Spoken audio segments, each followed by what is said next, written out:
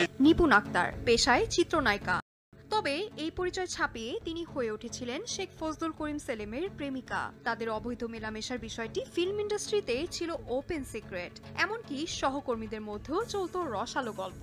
তবে মাথার উপর শেখ পরিবারের সদস্য সেলিমের ছাতা থাকায় কেউ টু শব্দ করতে পারেননি, আর এই সুযোগ কাজে লাগিয়ে নিপুণ হয়ে ওঠেন অপ্রতিরোধ্য।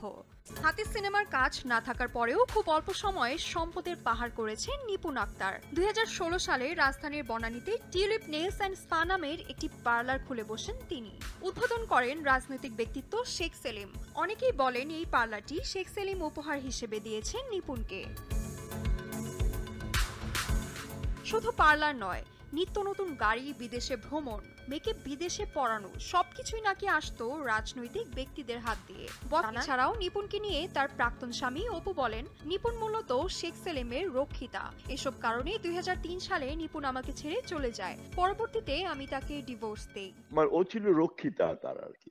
তার অপকর্মের কোনো শেষই নাই, এবং সে শেখ সেলিমের ভয় দেখায়া আমাকে, আমি বাংলাদেশে যেতে পারতাম না, বুঝছেন, শেখ সেলিমের খালি ভয় দেখাইতো সে। এসব বিষয়ে বক্তব্যের জন্য বারবার চেষ্টা করেও নিপুণ আক্তারকে পাওয়া যায়নি। তবে একটি সূত্র জানিয়েছেন, বর্তমানে মার্কিন যুক্তরাষ্ট্রে অবস্থান করছেন এই নায়িকা।